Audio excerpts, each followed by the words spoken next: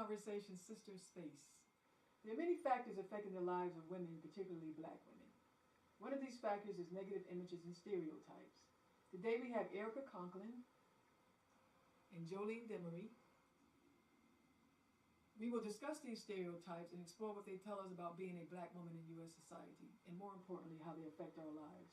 Let's first begin by looking at some of the stereotypes. Stereotypes that were generated by white America during and after slavery include the Mammy, who is the faithful, obedient domestic servant. Then there's the Matriarch, who is controlling, domineering, overbearing, who emasculates men. The Sapphire is a woman standing with her hands on her hips, rolling her head, going off, castrating a black man. And it comes from the Amos and Andy show of the 1950s. There's the Welfare Queen, and this is the modern day rendition of the breeder woman, and it was generated to control black women's fertility. And essentially it says that they are content with having babies and collecting welfare. The Jezebel is the loose, sexually aggressive whore generated during slavery to justify the sexual assault of African American women. Now, we just talked about white generated stereotypes, and now we're going to talk a little bit about black perpetuated stereotypes. And these include the B, who is non-yielding, non-nurturing, too firm, basically a rendition of the matriarch. The black bee, the work kind of bee. The angry black woman, one who goes off at a moment's notice, basically a rendition of the sapphire. The ratchet woman, who's tacky, loud, mouth, uncouth, going off ghetto style. The hoe, who is sexually, which is basically Ebonics word for the word whore, but the sexually open, promiscuous, or aggressive woman, a rendition of the Jezebel. The hoochie, who's a gold digger, and other renditions of the Jezebel, the hoochie mama, the skeezer, the skank, the chicken head, the video vixen, the thought. Let's have a conversation.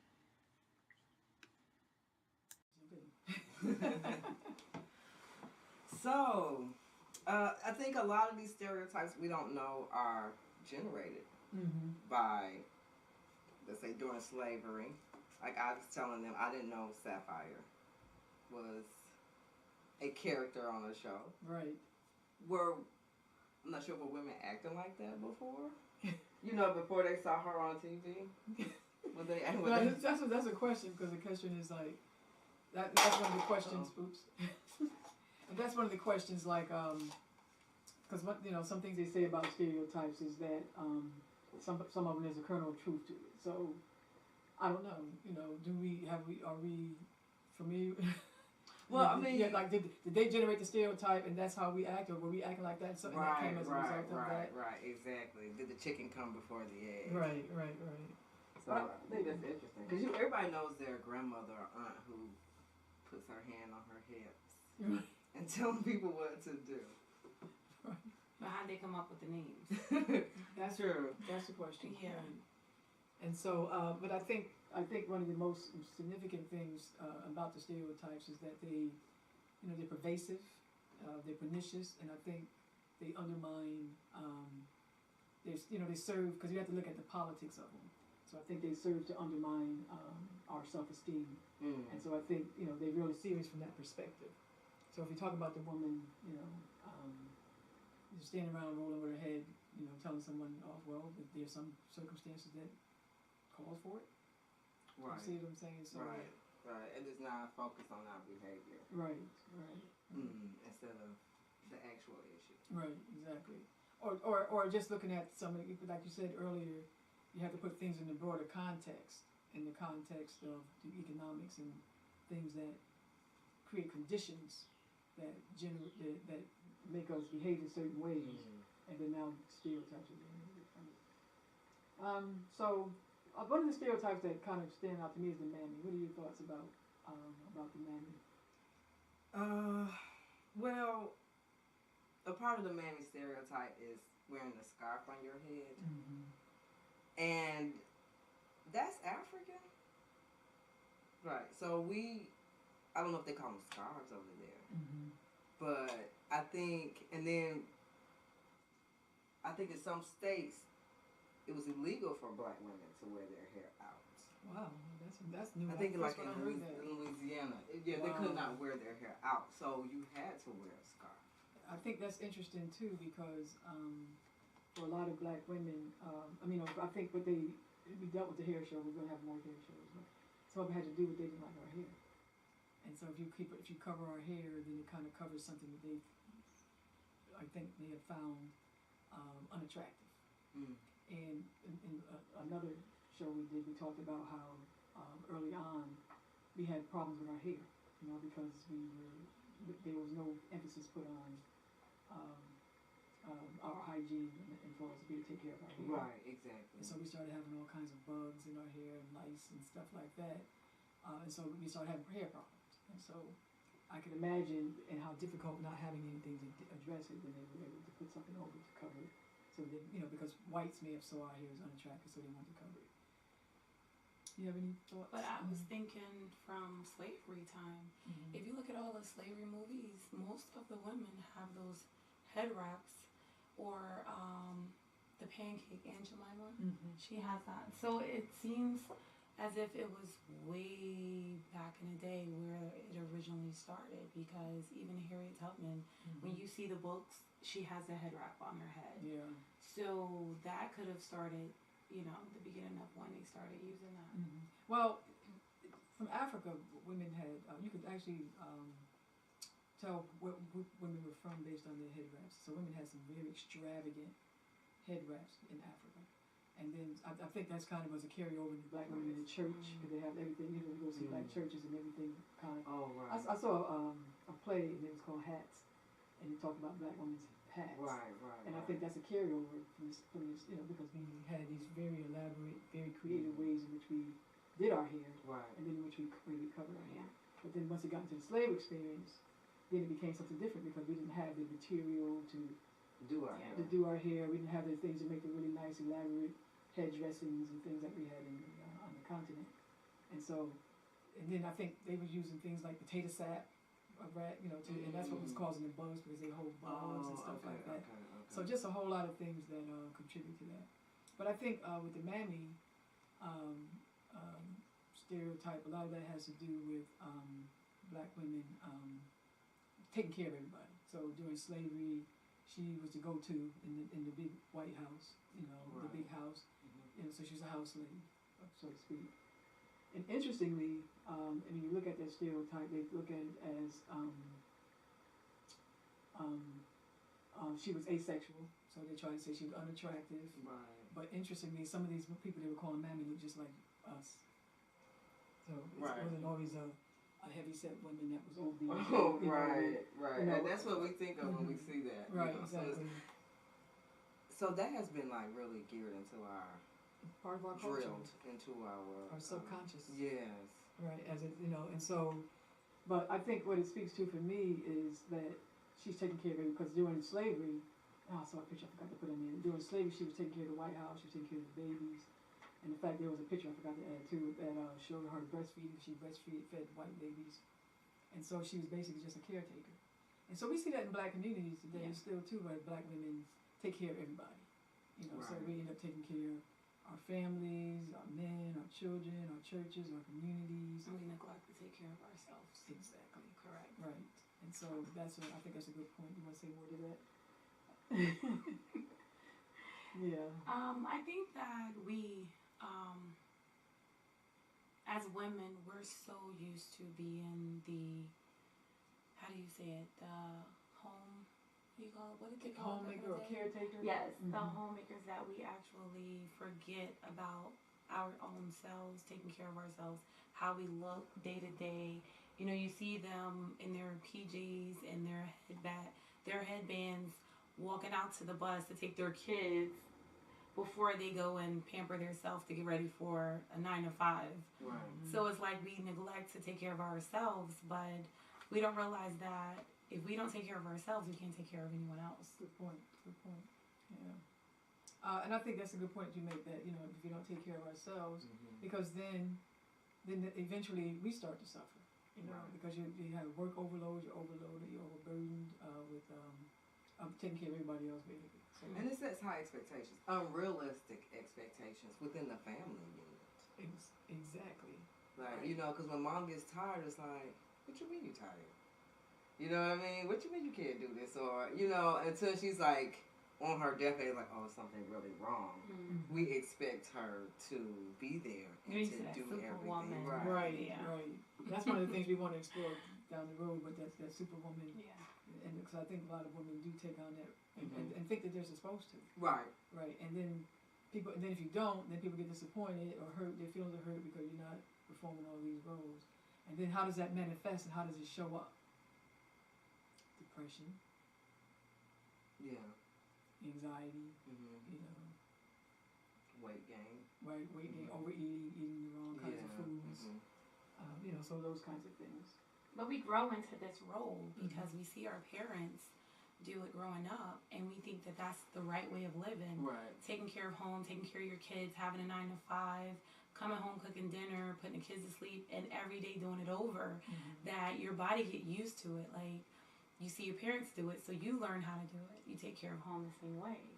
And it doesn't mean like before they weren't working, but I think it was like years before my parents' generation where they weren't working and they were just taking care of home and the kids. But nowadays, like, every single mom out there has a 9 to 5, and she's doing everything all by herself along with running her own career. Right. So it's completely different nowadays. Well, the thing about it is, and that's one of the things that's interesting, because I don't think there's ever been a time in American culture where black women didn't work, right? And so the majority of us did work, because out of necessity, because there were jobs that were more available for women than there were for men. And so, well, let me not say that. There's different points in our history, because when we came to the American soil, we were in the fields, and then black women were also working on, you know, in the after slavery, some of the ditches. They were doing men's work. Yeah. And so we've always gone to work. So this whole idea of women being at home was probably a very, very select few black women, you know, upper class black women who could be at home while their husbands perform. Right. So we've always worked, but I think what happened is the culture started selling us the idea of family, and we began to think that was ours, and that, but it has not really been the reality for the majority of black women. Yeah. But there may have been some who. So let's move on and talk about some of the other. Well, I mean, the Mammy thing, we can get on Mammy all day because, exactly. you know, people with the whole scarf thing is like, and then when you go out, people look down on you. If you go out like that, you know, they have the Walmart jokes and stuff like that. Oh, y'all teach me, because I don't know about this stuff. Teach me. Where they pick at women, or it's not just women, but they pick at, most of the time it's pictures of women who are unkempt at Walmart trying to shop for their, you know, but we're so bogged down. Like you said, you're trying to take care of so much. But it's who that looks down on us.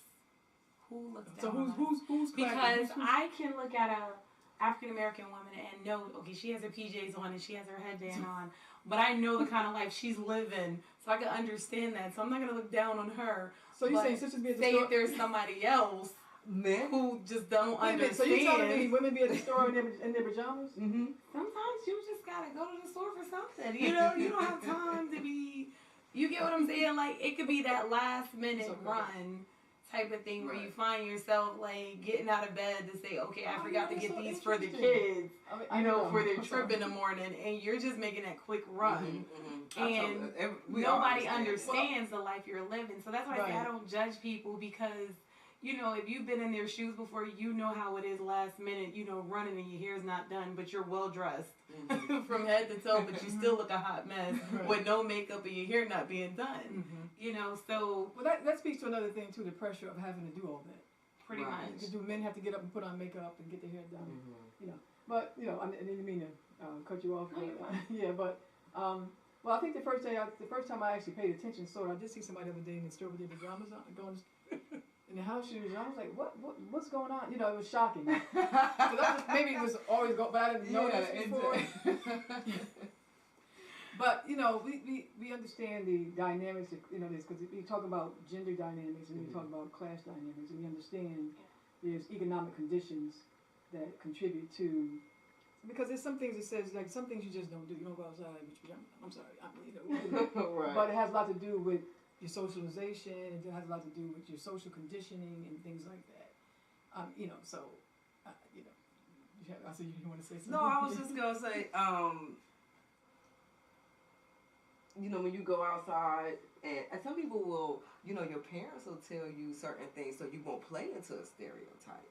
Right. So, you know, you can't, like, my family, they would not allow me to go out with a scarf on my head because it was playing into a certain, you know, I don't want you to look like another hoochie or something like that, you know, another stereotype. So you had to behave and act a certain way. You saying you can't go out, I mean, I don't see a problem going out with a scarf on. You saying people have a problem with that?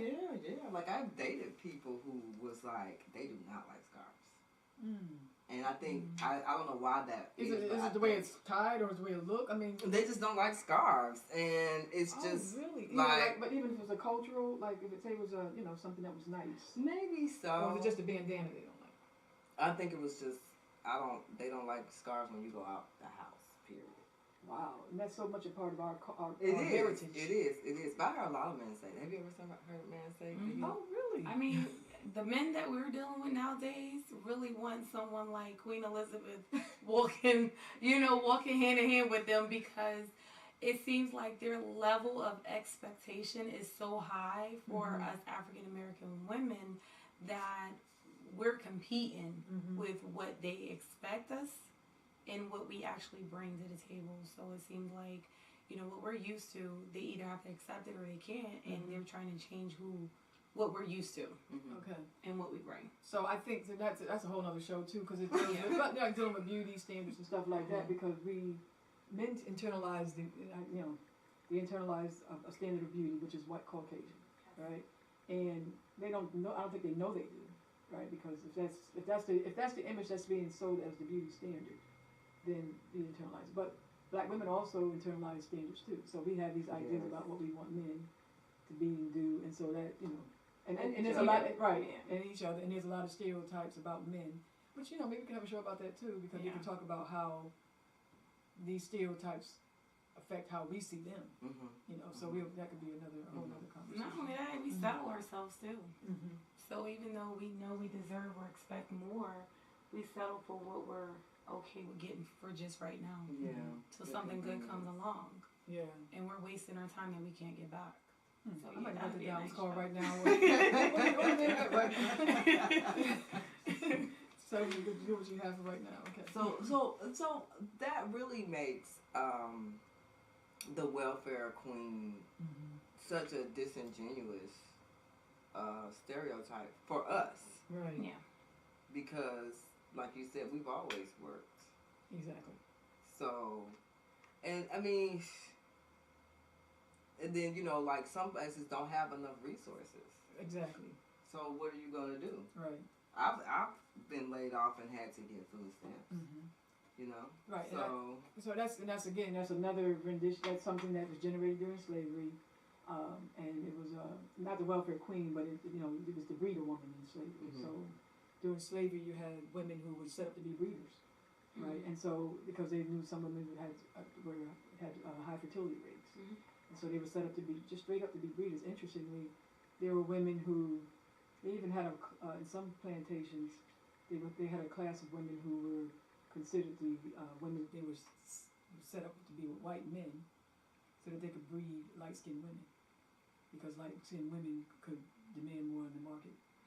And so even that's some of the stuff that was, you know, carried over from slavery. But because we were, and they could demand more in the market because they become the mistresses to white males who wanted to have relations with women outside of their marriages, and white males would purchase them.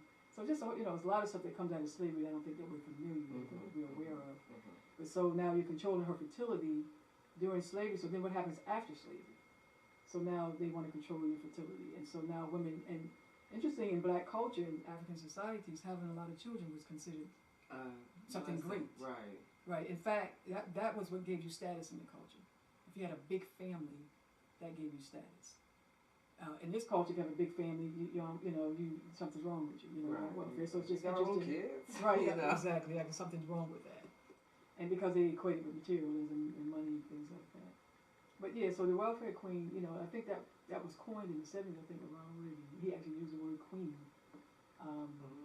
Yeah, and so, but that again is a rendition from the slave experience. But then there's the other side of it, like you were just talking about, that women, because of how the culture has dealt with us historically, we need help. You know, if you have children, then some women, you need some assistance. You know, Right. because the culture is black men have difficult times in the job market, women have a difficult time in the job market, and so then how are you going to feed your kids? Right. Right. So, anyway, any more? I wish that we would stop, I guess, putting on ourselves. Mm-hmm. You know what I mean? We call each other, you know, welfare queens and stuff like that.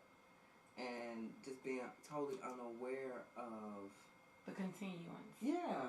Of the stereotype, so it doesn't make us any better than those that are Exactly. And the problem I think I dislike about the whole welfare queen is the fact that we look at it like, okay, back in the day it was a plus. Right now, the way these women are carrying on, like you're having 4 and 5 kids and you can't even take care of one, like you're really taking advantage of the system. You're not trying to, because initially the welfare was put there to help you get on your feet, to give you guidance, provide the support you need. But if you constantly are just breeding and having kids, how are you allowing the system to help those who really need and are really trying to do better in their lives? So that's why you and I can sit and say, oh wow, she's really, you get what I'm saying?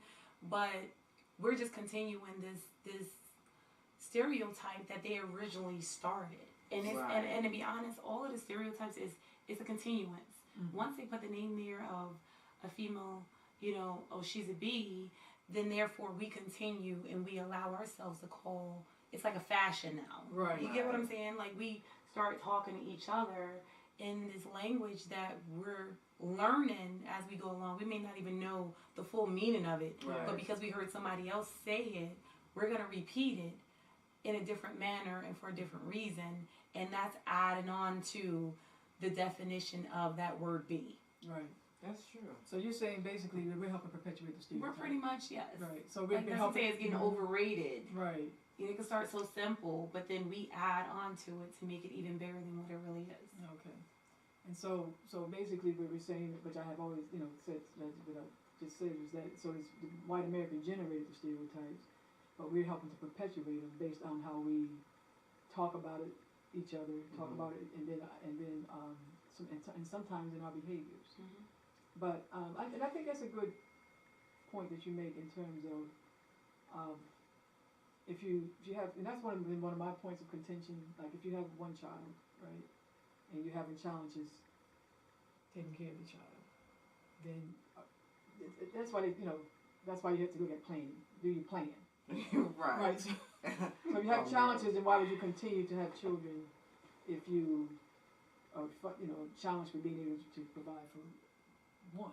Right. So that's something that's something we have to think about and talk about on a serious level. But we also understand the social conditions that creates the ignorance around things like that. So if that's what your mother did, and that's what your grandmother did, and then there was no awareness about that this is not a good idea. Right. That you might need to shift that or do something different. Then that's what creates that. People who have those kinds of behaviors, and so. Any other? Then on the other hand, the stereotype might prevent you from, if you're a child and you see your mom and your sister doing this, and you're like, I see what they're going through. I don't want to do that. You know what I mean? You see how other people refer to them. So you learn from home. Right. But you can either go left or you can go right. Exactly. So once you walk out the house, you gotta decide which direction you going. Right, exactly. Are you gonna continue to have kids, or are you just gonna have that one child? Right. But And then, just the take other care of side one. of it is there's women who really love children. And they love having Exactly. babies. And I remember reading something where they were talking about how some women they feel more alive and feel more, whatever word I'm looking for here, that when they're pregnant and when they have children, it just makes them feel good, and so they love to have, they love having children. So that's understandable on some levels if that's what makes you, if that's what, like people have different reasons why they come to the planet. But not when we gotta take care of their kids. I understand that's the feeling she wanna feel. But what about the fact that you're creating these kids, as they say, most of those children that these women are having are lost to society. Let's just be honest. those be the kids that she don't properly teach because she don't have the time because she has so many kids running around, and then the streets end up raising them. Mm-hmm. And let's just be honest, if you have kids that you can keep your eyes on, and it's 2 kids, but if you have like 6 and 7 kids running around, 5 of them outside past 8 o'clock at night, who's raising those kids that's outside? Right, but that is, and again, it goes back down to, education. Yeah. Because some people just don't know, do anything different. I don't really know. I don't know, what's in, because you don't know what's in people's heads. We just know what's in our heads. And we know there's social conditions, and some of the stuff is intergenerational, and it continues to go. Don't know any better. Yeah, some people just don't know any better. And so that's why information, is empowering. We need to get this information to the community. So hopefully social media is helping with some of this. And that's the goal of this show too, just to have these conversations to help, us be more informed about some of these kinds of things. I think kind of social media makes things worse. Yeah, it's it's a plus and minus and everything. It makes it worse. Yeah, because like the plus of social media is that there is a lot of information. There is a lot of information out there. But then the minus of it is a whole lot of bad information and good information. Yeah. So you definitely have to filter it. Right. It's a gamble. Yeah. You just have to decide what you want to let into your psyche, because in some things people don't need to, pay attention to is what you even allow in your own psyche. So if you let bad stuff in, it's going to have some impact. Yeah, some effect. that's true. It's like you said, but it's hard to filter it out because it's coming at you from all angles. So what about the matriarch? That's the castrating, the woman who's controlling, domineering. Ooh. She A creates lot of mama those. boys. She creates mama boys. What do you mean? Tell me what you mean by mama. Just most dominating women, Mm. from what I've seen, their sons tend to be, let's say, dependent. I don't. It's just a mama's boy. Want somebody to clean up after him. Want to be. Whose boy? A mama's boy. Oh, okay. Dominating women. From what I see, because she controls everything in his life. She controls everything in the house. So when he becomes an adult, he's like trained to be controlled. So it would take another dominating woman to compete with that mother. You either if you get with the matriarch son, you got to be down with the matriarch. There's no ifs, ands, and buts about it, unless it's another dominating woman. Well, let me just say this, because first now we have to contextualize the matriarch. Because the matriarch too is a myth, right? And so, because matriarch actually comes from a society that's dominated by women. And so we live in a patriarch that's dominated by men. And so what happened is around the 60s, somebody came out, the Monahan report, and said that our communities were falling apart because our families were falling apart, and our families were falling apart because our women were too strong. Or they were too dominating, too emasculating. And so when we're too dominating, it makes men want to leave they don't want to be under a dominating woman, it makes them want to flee. So opposite to what you just said, there's a lot of men, if they're under a woman who was dominating and like that, then they don't want a woman like that, because now they repel that kind of woman, a woman who is what people are calling the too strong, woman or whatever, too independent. Because it feels like their mama telling them what to do. And so now that creates strife in our relationships, because I think it's a book I was reading, I think it was Getting Good Loving by Audrey Chapman. She talked about how they go from, actually I talked about it in my own book, I believe. They go from their teachers, from their mothers to their teachers, because most of the teachers in our school systems are women. So they go from the mothers to the teachers, and then by the time they get to you, they're like, okay, I've had enough. Right. So now if you're a woman who seems like you're controlling and dominating, then it creates a lot of conflict in there. So you have both sides. So some of them, the mamas enable them and take care of them, and then they expect you as a partner to do it. And then the other one is you're too controlling. Right. So now they're repelling you, and then now it's like a power struggle. And then now you got this all the conflict in our relationships, and it makes it difficult for us to have relationships and all that. I was saying, there's always a power struggle. Is there always a power struggle with a matriarch? With anybody who comes into her presence, even if you have to work for her. You know what I mean? Because she's just not that So way. so what you're saying then that the matriarch is true, basically. No, I'm asking like those are control issues. I think So a you're lot saying of it there's is some true. women. So you're saying some women are controlling and too dominating and too dominant. Yeah, but Okay. I was saying that maybe her conditioning Right. created that. You know, maybe if it's growing up in an environment where you may lose a lot of things or you can't control, you know, you feel powerless. Right. So it's like when she gets older, or it could be just nobody else is gonna do it. Now that you hit the nail on the head on that one, because that's what's a lot of the mythology around this whole matriarchal thing. It's been, a lot of people have written about it, the myth about it, but for a lot of women, as girls, they end up they have to take on a lot of responsibilities in their households. One of the things that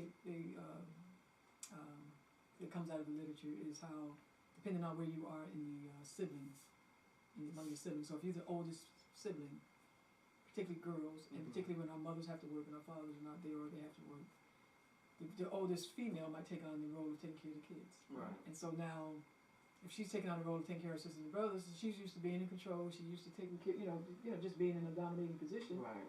So now when she leaves her household, she goes into a relationship, she's still taking on those kind of roles. So you're right, you have some of those women who are, and then they come together, but who really are very, very dominating. But like the question I think you answered when you just asked was like, well, a lot of us do it out of necessity.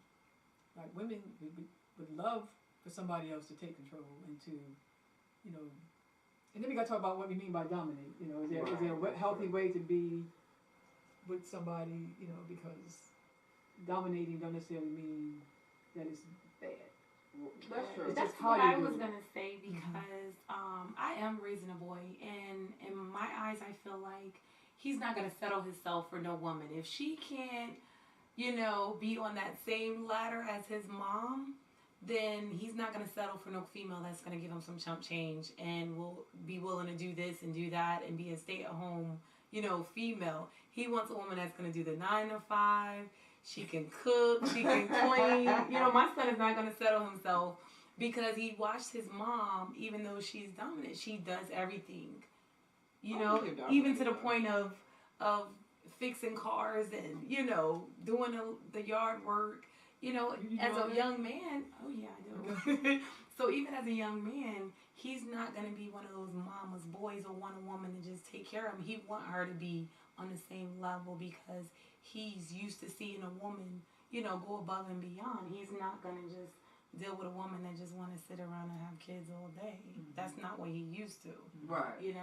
So he want everything from a woman that she's willing to be able to bring to the table. Well, then that goes back to, y'all want to talk about relationships topics, right? Yeah. Because that goes back to now, are they looking for mama? You just want to be looking for a partner, not mama. Yeah, just because you cook, clean, and do all this, that doesn't make you dominating. Right. Like, I guess we do need to define dominating. Right. Because to me, it's like micromanaging almost. There's no independence. She's just micro. I'm not a man. Like, what I'm saying? Do I have a dominating mother? I have a very strong mother. Who supported me. I wouldn't call her dominating though. You know what I mean? Like, I think I know women who kind of dominated their children. They were just, all over every part of their life. Like, they were not allowed to really breathe. You know what I mean? With what are you wearing? It was almost like every little thing their mom had her hands in. And so that's to me like almost like a dominating person. And then when you get older, they're not letting off the reins. Right. They're still all up in your stuff. You know what I mean? And it's almost like you kind of know people like this because they can't do anything without their mother. Yeah. And that's and what happens though, I think too, when women take on all those responsibilities, and give children a little bit more freedom and independence, then the children become I don't want to say weak, but they don't know how to function on their own. Right. So maybe going down another road too, but I think ultimately a lot of this boils down to if you have a good, strong, healthy household with both a male father and mother, then hopefully he could help balance some of that stuff, because if she feel like she has to do everything, that's because she does. Mm-hmm. Right. So then it's hard for her to pull back the reins and not try to, in some instances, dominate every aspect of their lives. But I just wanted to give us an example. I remember this woman. She was actually somebody, a woman that rented from us, and I remember hearing her talk about her relationship with her son, and I remember thinking, OMG, like this is going to be a real problem, because she was treating her son as if he was her man, so to speak. And it was like everything just evolved around her son. I'm like, well, what's going to happen if he get a girlfriend? Because she was like how close she is to her son, But we'll have another conversation about that, about mothers and sons, because I think that that's a whole topic in and of itself in terms of women raising boys and how that's going to impact them, how it impacts the woman, and things like that. Yeah. But okay, so we talked about the matriarch. Are we? Anybody? You have anything else you want to say? No, I know. No, right, 'cause I think you did bring up the topic of is there a way to be strong or maybe like interdependent versus Right. totally. It's a thin line. Yeah. It is a thin line, Mhm. and it probably gets blurry sometimes. Yeah. And it takes people to say, hey, Right. you're doing, or let me do it, mom, or you know what I mean? Right. Like, I think at some point, you want kind of to feel that independence, and some people don't, maybe, Yeah. But if, like you brought up a good point, if you're used to doing that, especially when you're younger, I can see that being a hard thing to break 20 or 30 years later. Right. But I think black women, I mean, so that because you have all families where women might, girls might take on certain responsibilities, but I think the culture has perpetuated this idea, this stereotype that we're just, overly dominating, Yeah. and so that's what creates, I think, some of the tension. Yeah, I think Chris Rock had made a joke. I hated it, but he made a joke about how when Barack got elected, and he was saying, "Oh, Michelle says no, we got elected," and I was just like, "You don't know what you said," But it's perpetuating that stereotype again. Yeah, but she probably was like we because of all the work she did. You see what I'm saying? Because like what happens for a lot of women, they do all the work. There's a book. I forgot the name of the book, but basically women do all the work and men get all the accolades. So behind every strong man is there's a stronger woman. Right, so I mean, she may have said it. If she didn't say it, she probably felt it because she was out there. I mean, in fact, when he was running for president, I didn't even take it serious at first. I'm like, oh please, picture that, a black man president. I really didn't take it serious until I saw Michelle. Michelle pulled me in. I think she pulled in a lot of people. Right, because when I saw her, I mean, I took it serious. I mean, I didn't think that it was even a remote possibility of him ever becoming president. And so I didn't even pay it much attention.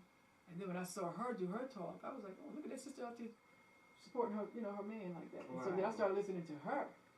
And then I was like, okay, you might have something here, Then it just, a lot of us got pulled in for that. Does she come off as a matriarch?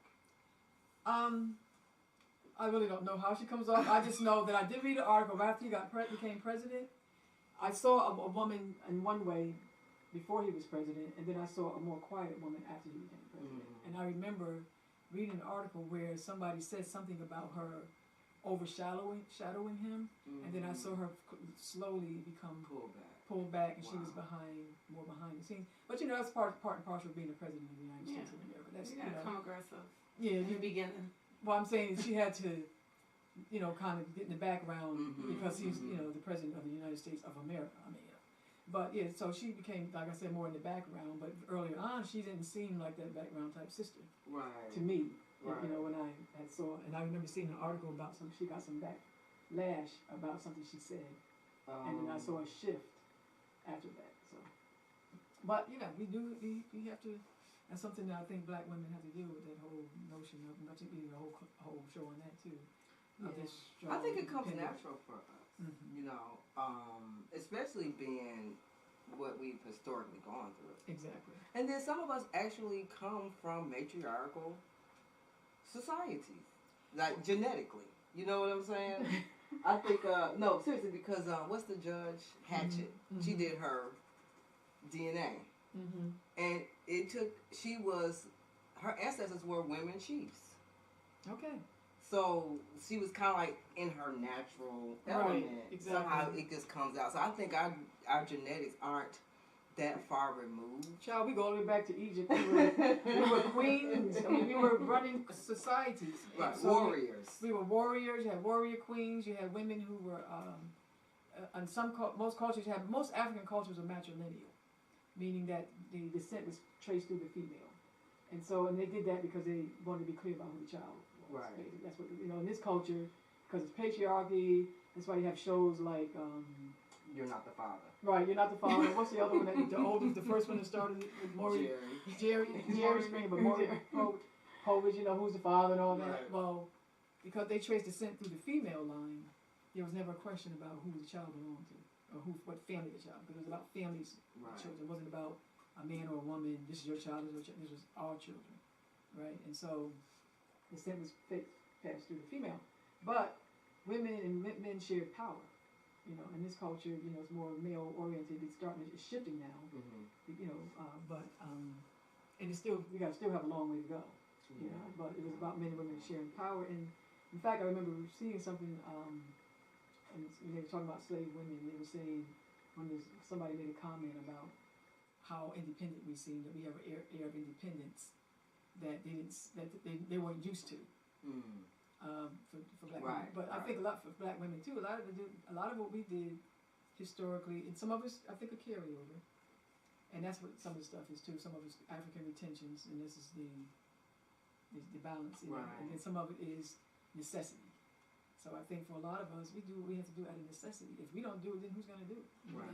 Our men are at war because basically, black people live in a condition, and our men are at war. We all at war, but they're at war on another level. Right. And so if you're losing your men to incarceration, to too many of them getting shot down in the streets of America, we're at war. It's just a silent war. People don't call it that, but that's what it is. Yeah. And so somebody got to hold the household together while he's out doing whatever's going on there, and how he's taken out of the culture society. So, alright. So we talked about. Okay, any other, any stereotypes, anything that stand out to you, any other stereotypes? The hoe. That's a big one. This is the way you said it, the hoe. Right? Jezebel. Yeah.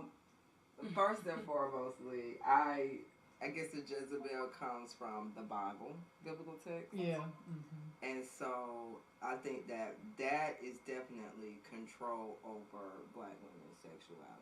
Yeah, definitely. And it has been, I think the whole thought culture or whatever we're in right now, I think some of this is like a rebellion against that type of sexual control. Like black women or women, what we talking about, black women, taking over our sexuality. Like I know a lot of young girls now who date multiple men at the same time. And it's looked down on because we know men do it, but it's still looked down. I think they're just trying to rebel off of that stereotype because the church really just went in on quote unquote Jezebels. It was almost like their favorite sermon. But why were they singled out? So I was just trying to, because there would have been a reason why women were doing it if they didn't learn it from the men and they didn't see the men doing it. I mean, it doesn't make it right, but at the end of the day, they don't have names, do they? Right, well, that's a double standard. You get what I'm saying? Right. So it's a double standard that men can be sexually promiscuous. In fact, it's considered, something, men consider it something of value among male culture. But then among female culture, we don't necessarily see that as value, but they see it as valuable. But because they control the culture and the narratives of the culture, so then they're controlling what's being said about women who behave in the same ways that men behave. All right. But I thought it was interesting how you say we think it's like rebellion. I think that might be the case, because I think some women do rebel against the whole idea that we can't be equally do what it is men do, or equals in terms of how we deal with our own sexuality. Right, and it's like you said, like Joelene said, you see the preacher talks about Jezebels, but he got a few in Jezebel. yeah, right. You know that he messes with. And so if you're watching this as a young girl, you're like, wait a minute, I don't think that's right, and I don't want to be.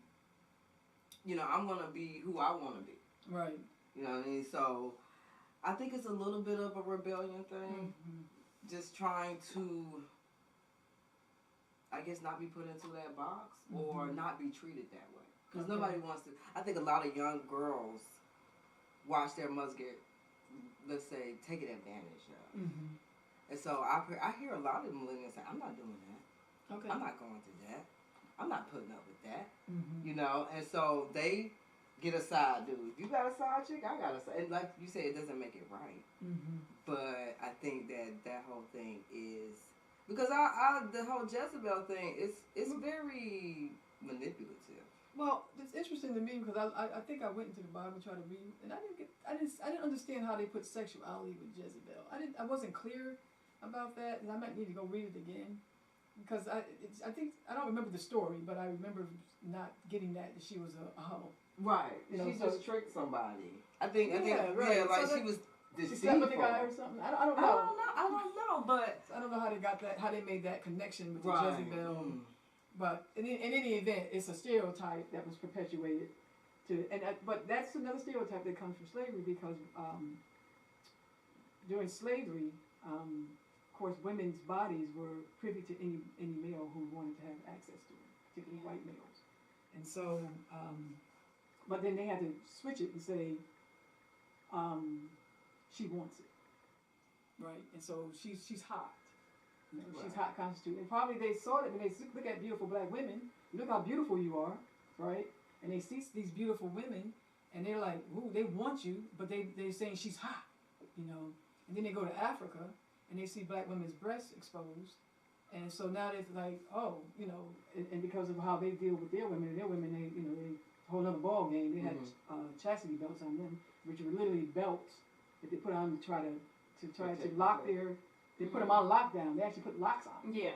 You know, so right, and so when you go to Africa, African people are more open. They don't have these hang-ups about their women. Right. Women are running cultures, co-running societies, and then you see these women, you know, with their breasts exposed, and whatever happens to you when you see that, whatever it brings out of you, now you have to project that onto her. And say she's hot, you know, so now it justifies you sexually assaulting her. And so that's where the stereotype comes from. And so now, but we also live in a culture that's anti women doing certain kinds of things. It used to be anyway. And so now it's more open, so almost anything goes. So it's like a porn culture. Yeah. Right. Absolutely. And so it's the culture's having a difficult time balancing sexuality with the pornography overtones of the culture. And so, so you're selling women, you're selling their bodies, and almost, you know, you would see a commercial. I mean, I've seen a commercial. They're selling a fish stream, and then you selling a fishing rod string or whatever, and you got a woman's bride or a woman's breast. So you're selling you're selling women's bodies and their body parts with everything that you sell, and then you want to project to them and say you're a hoe. Yeah, right. So that's kind of where it comes from. Yeah, so that's what makes it manipulative. Right. You know, because it's more of controlling my behavior by, you know, associating me with this stereotype. Right. You know, because nobody wants to be a hoe. Right. My father told me a story when I was younger, and he said this. He said, you know, or at least look like as a hoe. Right. Right. Oh, hoochie. My grandma was big on the hoochie look. Wow. But my dad said, you could save the world and you would still be known as the hoe who saves the world. Wow. And I was like, I don't want to be. And that scared me. I mean, you know, it did control my behavior in school, in high school, and you know, you can call me anything, you can't call me a hoe. You know, I mean, call me any of those stereotypes. But call me any of those stereotypes, but you were funny. It's just that was the one that, you know, because he said that. Yeah. But that's control. Because at the end of the day, that's what it is. Yeah. Right. But Because it's they're still gonna look unfortunate. on you like that. Either way you look at it, no matter what you do, you go out and save the world, but that's not gonna change what people see in you or what they already saw in you. Right. But I think it's interesting how women do it though. Like women talk about women like that, you know, because you say your mother used to use the hoochie word. Well, grandmother, she just didn't like us Grandmother. dressing like a hoochie. So That's she would what say, "Don't." say. She said, "I want you." Like you couldn't wear your chest out and short shirts. No, that's Because they're old hoochie. school, so you Right. know they probably was Oh. spoken to like that as Mhm, well. Like, mhm. listen, what you can't do. Exactly. And they're just, you know, returning the favor. Like, listen, you don't open that door until you go change your clothes.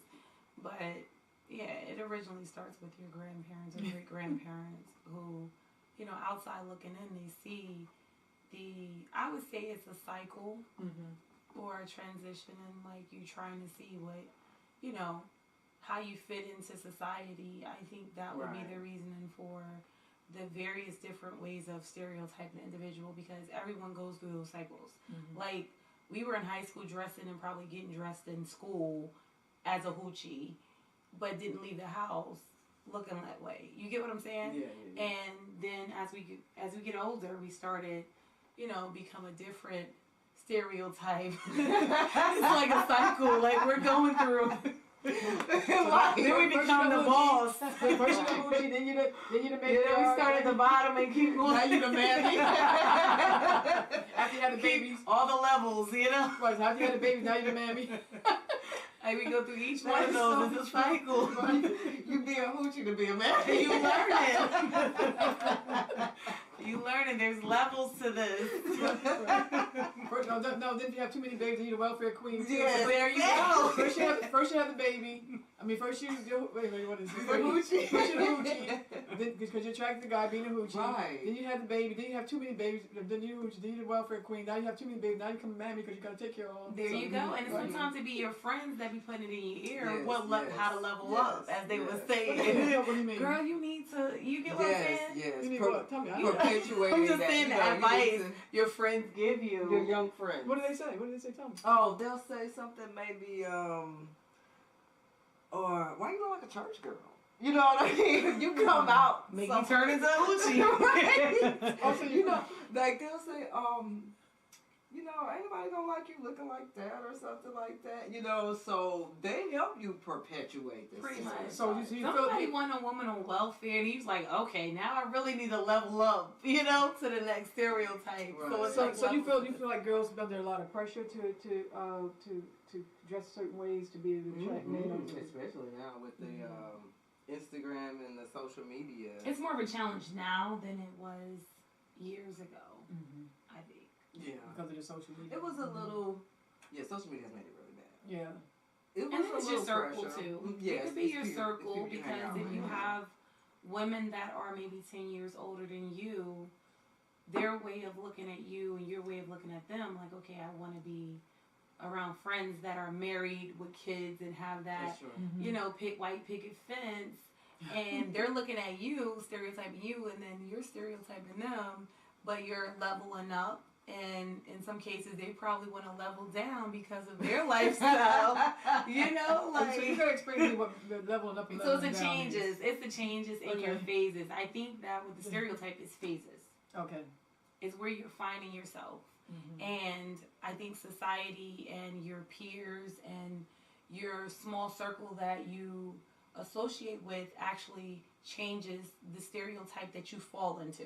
Okay. Meaning you may not want to, you know, you may not be walking a straight line, but it's your friends that's in your ears telling you things that kind of make you go sideways to see, hey, let's see what's down this road. Exactly. You know, let's see what's Exactly. at the end of this road, or let's see what's towards the left. And you're trying to see where you fit at to be comfortable and be accepted.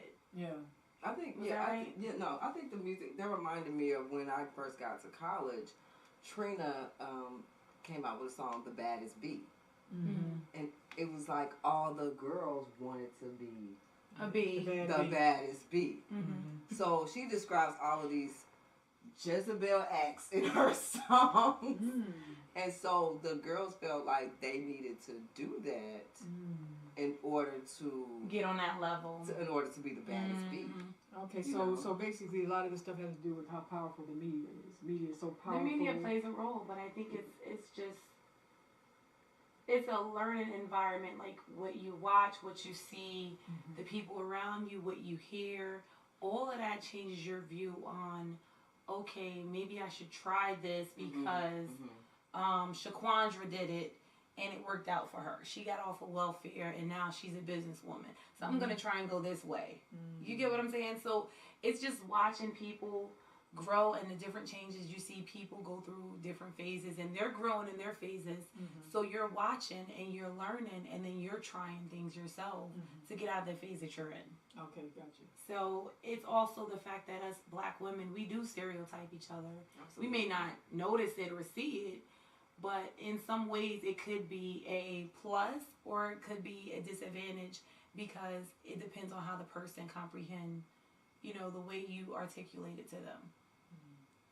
Meaning if you call me that, of course, I'm going to sit back and think about it. I'm not going to be aggressive with you because you called me that. You're just bringing to my attention what you see that I probably can't see. You get what I'm saying in my position.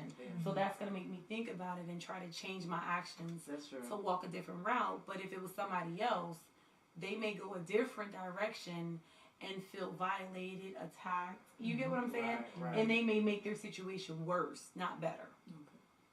So, so one of the things that, because I think the things you just touched on, some of it has to do with, like, I think it's interesting how for some women, and it depends on their socioeconomic status or background, that they think that the opportunities are limited. So it's almost like, That's true. if I get on social media and I get a good following, I might be able to make a lot of money.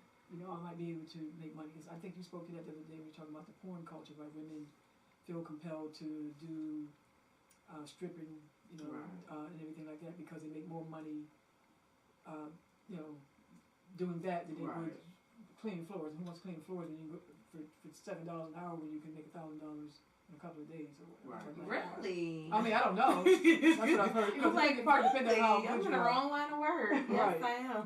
So I think that speaks to the limited opportunities because we have to always look at this in context of That's true. the opportunities that's available, and not even what opportunities are available, what we perceive them to be available. Because what's available is based on your perceptions. That's true. That's a good point. But one of the things that kind of stand out to me that you know it's interesting because you know it's kind of been a society that's in flux and social media is opening up the world to us. But like when we were talking about some of the stereotypes, we're still talking about the Jezebel, right?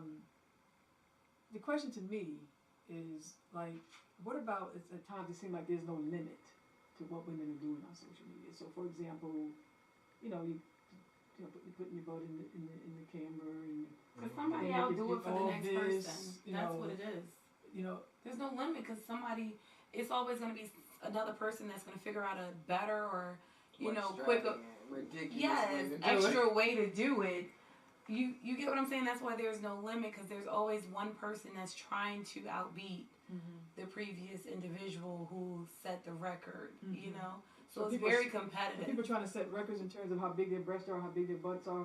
Oh, you already see that. They I don't know. I'm not on social media like I should be. I mean, like, well, you probably shouldn't be on there. Right, but I'm saying, like, every now and then you get on, you see something that just makes your mouth open, like, you know, and so. Yes, all the time. I mean, they do it to the point where it's so unhealthy and so unsafe for their body that they don't care, but they want it. Oh my goodness. And that's, I think that speaks to the pressure. And it's sad. Yeah, the pressure to because women, the way the culture deals with women, that we begin to see ourselves as our bodies. Like, so don't have this certain body, if I don't have that certain body, or if I have this certain body, I'm going to be able to attract this, or if I have that certain. That's true. You know, so but if I have the men, big breasts, if I have, well, I think a lot of stuff is women. I don't think men really care. I think a lot of the stuff that women do, they try to impress each other. You think so? Tell me, I think sometimes it be like. I think that everybody is going for a quote unquote baller. A man. I think it's a baller. man. Like if this man sells for this woman and she has this fake boobs, fake body and everything, if I go get it and I know I look better than her, you know, I may get some attention on the level that he's on where he has money and everything. I think we so definitely size each other up for sure. But the big butts and the big butts have got it. And it came all of a sudden, like when I was growing up, you know what I mean? It wasn't, you know, you had Sir Mix-a-Lot with the big butt, but that was pretty much the only thing. We never really had boobs. We never really cared. No. Growing up, but nowadays, you It's know, like a lot of pressure. nobody wants to be part of the itty bitty titty club anymore. Oh my gosh. Are you talking Like, about? nobody wants to be part of that club. It's like all my friends just left me hanging. Yeah, it's interesting that you say that because, you know, I don't know if y'all heard of the thing with the Hottentot Venus. Right, You exactly. know, where she was put on display in the museum. You know, you got her out of South Africa. I don't know if you know the whole story. But they, you know, they met in South Africa, but they met these women who had these extraordinary butts, right? And so, the guy the story I read, the guy talked about how he was walking through a museum in France, and in the museum he saw the brains of white men, and then you went to another shelf and you saw the genitalia of a black female, and that was Hottentot Venus, and her butt, right? So what happened was after there was a lot of talks in circles about how big her butt was, and they was like wondering what it was made of, and all this, and those women had a particular way their genitalia were a little bit different. They had a flap or something that they thought was interesting, and all that. Now they say interesting, although women, their breasts were shown, but they never showed this part of their bodies. But she was put in the museum, and so people could come. It was almost like back then they had the circus. Sideshow, yeah. It was a sideshow. They had a bunch of people they thought were different anyway in sideshow, so that was part of the culture. But still, the fact that you even did that says a whole lot. Right. Yeah. But they picked her, put her. They said she participated. Who knows what the reality is of that? But that so they would charge a certain amount of money to look at it, and then a certain amount of money they could touch it. Wow. Right. And so she basically in a cage. Yeah, she Right. was in. I read her story. It was sad. Yeah. It was sad. I think they offered something like her a better life. Yeah. Right. Well. And then they took her, and then they put her on display in a cage, and right. she lived a very lonely life. She Right. died young too. Yeah, in her 20s. But it said a lot about how they saw black people as beasts. So they, black men are beasts. So we just these beasts that you can, for men, you can do whatever you at will with them. And people don't even talk about how homosexuality was even may have been a part of the whole slave experience, but particularly with men. I heard Yes, that. yeah. Mm-hmm. I don't think people wrote a lot about it, but still, so they saw. You look at black men's genitals and talk about theirs as like, well, they got these really big penises, right? Yeah. And so, which is why they, when they targeted them, they tried to emasculate. What's the word for that? Is it emasculate? Where they would cut off the penis? Yeah. So for men, but then with women, of course, we're still beasts too. So the same thing that happened with her. She became like an object for people, try to talk about what her butt looked like. So, but I think it's interesting how you said that all of a sudden now you just see all these women with these big, that you didn't see a long time ago. So I'm just wondering, or more women getting surgery, but I think it speaks to the pressure that women feel to try to conform to a standard of beauty. Now, interestingly, in the white community, the breast is big. Right. So white males, if you look at media, they always push the women's breast up. And so the breast is the big thing for white males, but for black men, it's the butt, right? So I'm not saying they don't like the breast too, but it's the butt thing. And so I'm thinking for women, we feel, again, compelled to fit into the standard. Right. Thing.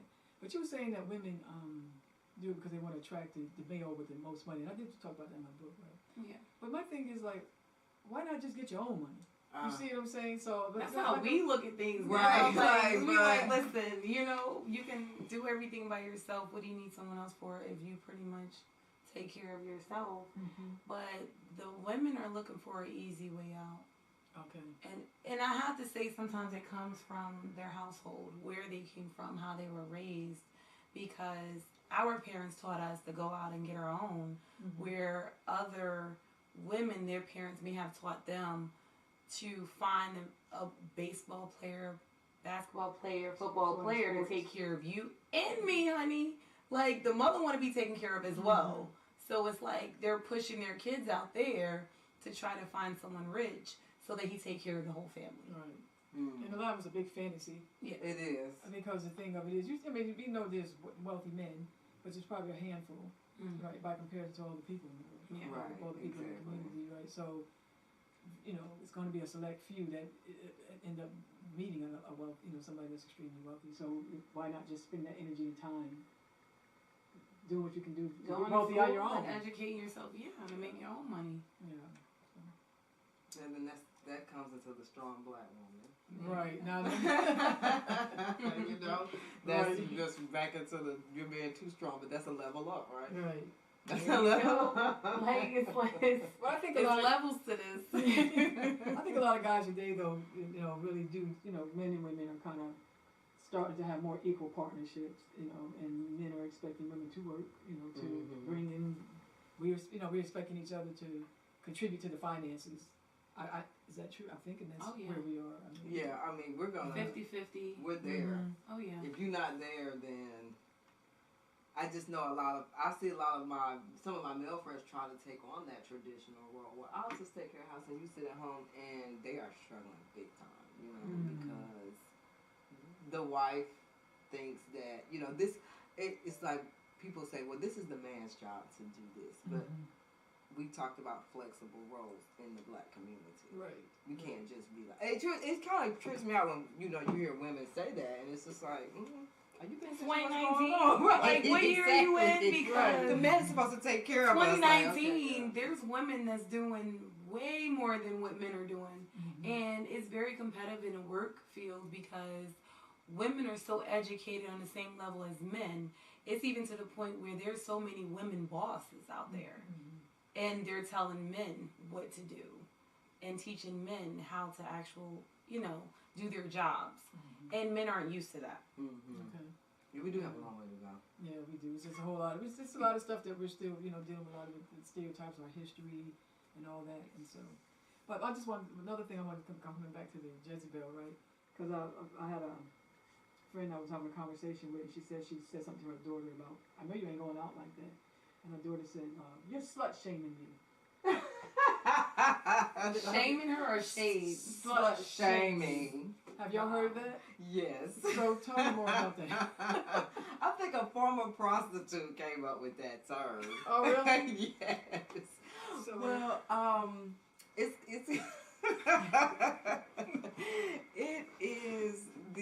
I think it's like that rebellion for the Jezebel. So it's no longer rebellion now. It's victimization now. Like, so victimize me by saying if I wear something that's revealing, or I can just claim victim. I can claim you're bullying me. Wow. So mothers can are challenged from their daughters, right? Saying now you're victimizing me by saying that you're slut shaming me because that was definitely not. So that's like the next generation. So every generation that takes in this stereotype, they know how to counteract and respond back to those who are hitting them with it. Like this is it's interesting. It's very interesting because now the next generation is coming back with okay, so I'm the whore. Oh, so I am this. Call me that doesn't hurt my feelings. Like they're tougher to be okay with being being singled out as a stereotype. It's just. I think it's in one of our conversations we would want to talk about sexuality and kind of talk about, because the culture sells us one thing, and then what we think that works for us, because some things just make sense. It's really trying to, to navigate, what's healthy, basically. Right. Because there's some things that women behaviors that women engage in that are not healthy, potentially could get them in trouble, or get them hurt. And so I'm just saying some of these things because some of the things my mother taught me, and now if you're a mother in this today, and mothers might, because things are changing so much, how do you counter what some of the stuff that's coming? But I think it also boils down to us defining what this is that we think is healthy for ourselves, and that we'll do that hopefully in another conversation. Yeah, they have those women empowerment movements that actually supposed to help women and teach women how to be a woman, because in some cases, parents that raised their kids when they were young really didn't know how to teach their daughters how to be a woman. Okay. Because they weren't taught, and they had children at a young age. So yeah, that's why they have those different movements out there that are trying to help women and kind of get us on a good level where we understand our bodies, we understand what we're supposed to bring to the table, we understand, just to educate them a bit. Exactly. So I would like to, at least because that's one of our talks, we want to talk about what womanhood is, and what that looks like, what we think it might look like. That's something. Of course, you can't impose that, but we can at least begin to define it for ourselves. Because even some things, actually I like to do a show on what we wear, you know, and what that's telling the culture, what it tells society, and how we, you know, because we really, I think we're at, like I said, the society is in flux, and we're not really clear. You know, at one point there was really rigid ways in which we addressed this stuff, and it was extreme. So now we're, like you said, rebelling against it, and we're coming out of it. And they did it in the 70s, you know, 80s, and it's even getting worse now with social, not worse, but even more broader because of social media, because now it's global. But I still think there's some things to say about some of these things, because if you think I'm slut shaming you, maybe you should think about it. You know, if you and you look like a slut. It's like, did you just hear what you just said? Right. So you're calling yourself a slut? Right, exactly. And I think young girls really not clear, you know, and because parents now because of all the things that's coming at them, and it's like we're breaking out of a lot of the old patterns of thinking. Right. So where is the healthy balance? Exactly. And so, anyway, so any last words that you would like to say? Just enjoyed you. I want to thank you for inviting me. Oh, okay. yes. I appreciate the invite. And it's been a really good conversation. Yeah. Like I said, I learned so much from, you know, I'm from the old school, right? And so I don't really know a lot. I'm not on social media. A lot of this stuff. Well, I need to be out more to see what's going on, but, you know, people help bring me in and let me know, some of the stuff that's going on with it. Yeah. All right, so so in this talk here, stereotypes is just like one of the things we'll be discussing in our discussions on womanhood, or the politics of being a woman, or possibly being a black woman in the culture. So please like and share. And part of the reason why we want to have these discussions is because we want us to be more aware, you know, just to be more educated about these kinds of things, and because the information is power, and it is empowering. So these are some of the reasons why we want to have that. I do have to kind of talk of, say, you know, to the audience that, you know, look at Patricia Hill Collins' Black Feminist Thought, because it was a book that is very, very empowering for black women. The book changed my life dramatically, and as I just said, it was very, very empowering for me. Also, I have a book, African American Male-Female Relationships and African American Relationships, Marriages, and Families, and I have a chapter on black women. So that's another source for women to be able to look at information that, you know, help shape our lives and everything. So, until our next conversation, continue to grow in love, light, and consciousness. All right.